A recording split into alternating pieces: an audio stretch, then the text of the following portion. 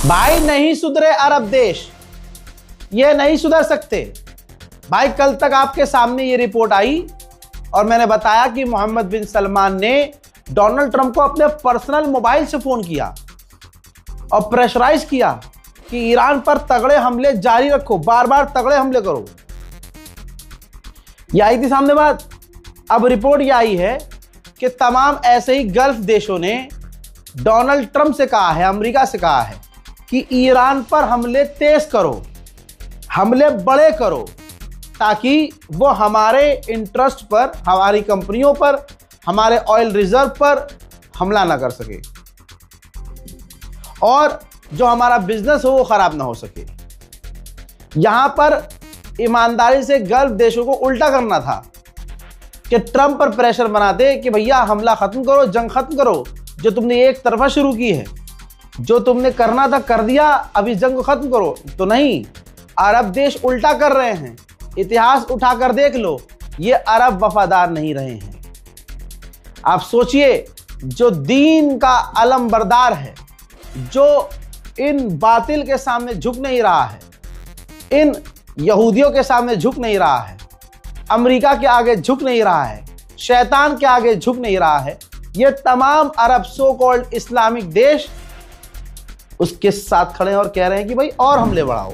बल्कि सऊदी अरब ने तो ये भी कहा है ईरान के खिलाफ कि ईरान पर हमले ज्यादा करो।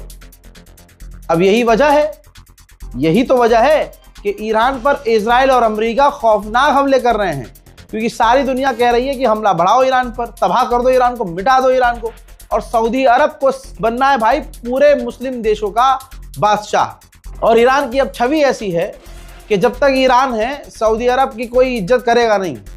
तो बिन सलमान को अच्छे से पता है, तो बिन सलमान वही करवा रहा है अपने दोस्त से। बेस्ट फ्रेंड है डोनाल्ड ट्रंप भाई।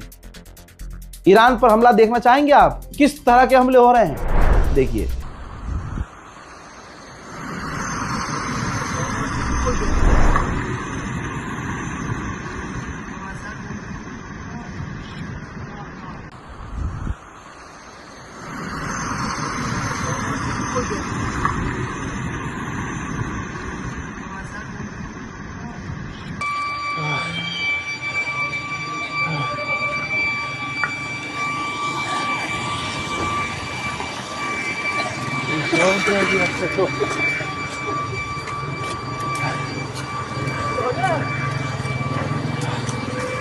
داداش موتورم تو پارکینگ برم برای برو توی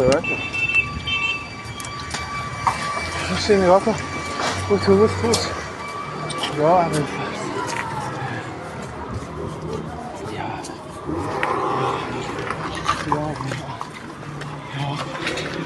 یا خدا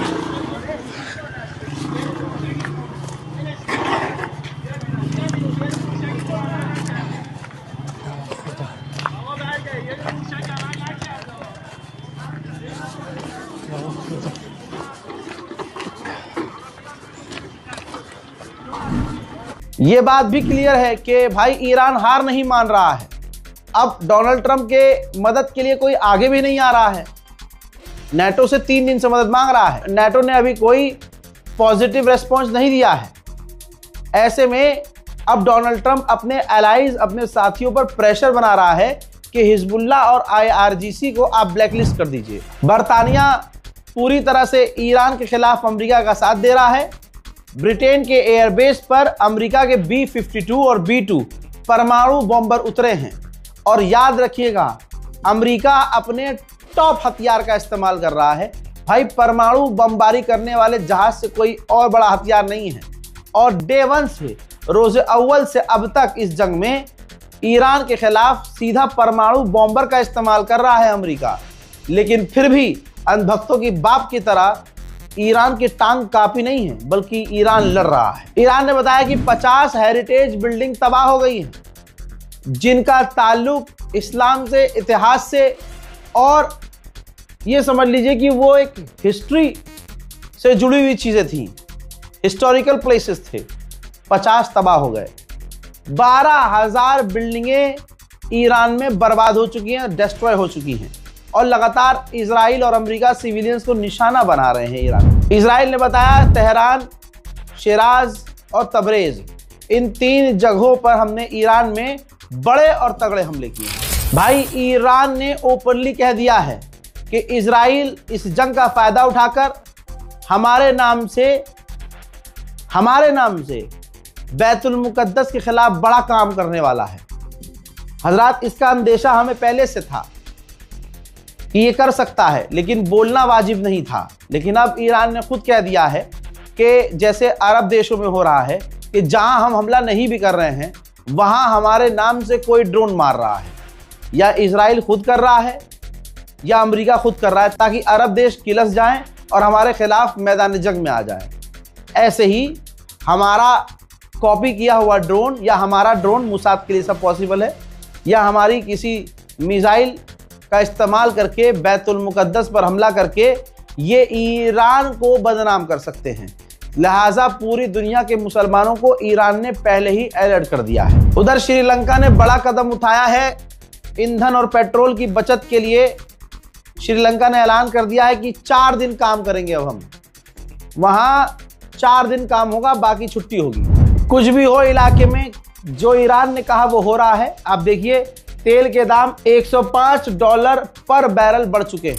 ईरान के नेवी कमांडर ने धमकी दी है कि निहत्थे हमारे नौसैनिकों को जो श्रीलंका के पास अमेरिका ने कत्ल किया, उनके एक एक खून का बदला अमेरिका से हम लेंगे।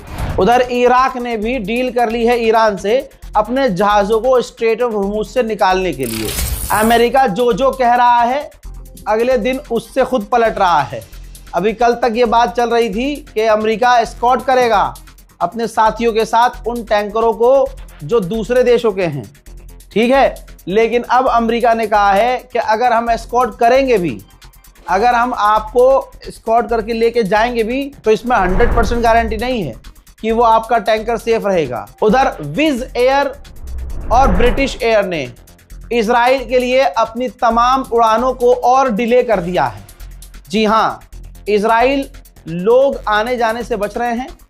इंटरनेशनल एयरलाइंस इजराइल और गल्फ देशों से मतलब आने जाने से बच रही है। ईरान ने कंफर्म किया है कि हमारा कर्ग आइलैंड बिल्कुल ठीक है, हमारा कोई भी ऑयल डिपो डिस्टर्ब नहीं हुआ है, ऑयल एक्सपोर्ट डिस्टर्ब नहीं हुआ है। कुवैत के पास बड़ा जबरदस्त पायलट था, उसी ने अमेरिका के 3 फाइटर जेट को अकेले ही मार गिराया, वो भी F-15।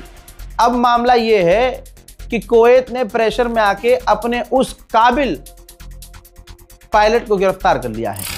ईरान जिस तरह की मिसाइलें इस्तेमाल कर रहा है वो दिमाग से परे है। जरा इराक के आसमान में ये मिसाइलों का रास्ता देखिए। जिग जैग मोड में ईरान की मिसाइलें अमेरिकी ठिकानों पर आकर गिर रही हैं। ये वीडियो चर्चा का विषय बना हुआ है यूरोप में कि ये कौन सी मिसाइलें ईरान इस्तेमाल कर रहा है। सऊदी अरब के अंदर भी जो radar system, early warning radar system America का लगा हुआ है, जो ये बताता है कि हाँ ईरान की या दुश्मन की मिसाइल आ रही है, ईरान ने उस रडार को ही उड़ा दिया है। सैटेलाइट इमेज में साफ नजर आ रहा है कि वजह से सऊदी अरब और अमेरिका की खूब बेइज्जती हो रही है। ईरान के पार्लियामेंट स्पीकर ने कहा कि हमें उम्मीद नहीं थी कि अमेरिका गल्फ देशों का इस्तेमाल करके उनकी जमीन से हम पर हमला करेगा।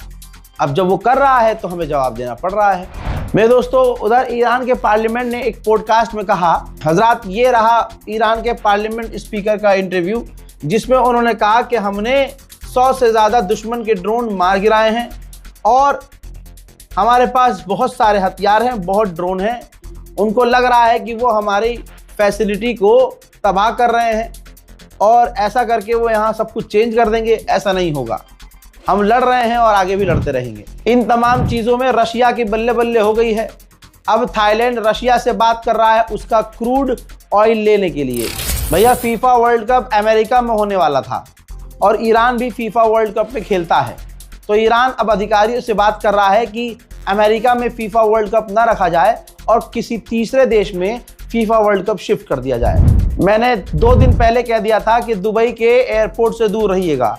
दुबई इंटरनेशनल एयरपोर्ट पर दिन में भी इतने बड़े हमले हुए हैं कि सब कुछ धुआं धुआं हो गया है।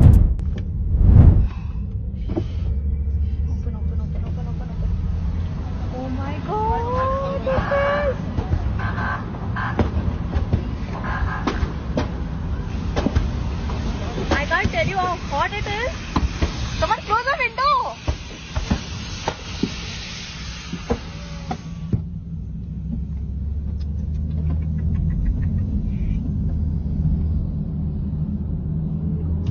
The cars, yeah, they have to wait to move the car. वहीं सऊदी अरब ने जानकारी दी है कि हमने ईरान के कई सारे ड्रोन्स को मार गिराया है।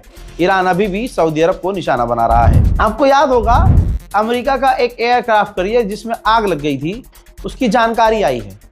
2 इतनी बुरी तरह से झुलसे हैं कि उनको बाहर इलाज के लिए भेजा गया हैंड टू हैंड हेलीकॉप्टर से, और उस जहाज में 600 सेलर्स के बेड जल गए हैं, और उस जहाज पर जो लोग क्रू हैं उनको सांस लेने में भी तकलीफ हो रही है। दोस्तों, अब आग का मतलब समझ सकते हैं कि आग कितनी खतरनाक थी।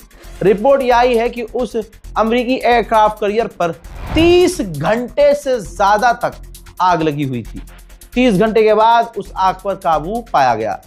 हजरात, इस रिपोर्ट को शेयर कीजिए और इंतजार कीजिए मेरे अगले अपडेट का। तब तक के लिए जय हिंद।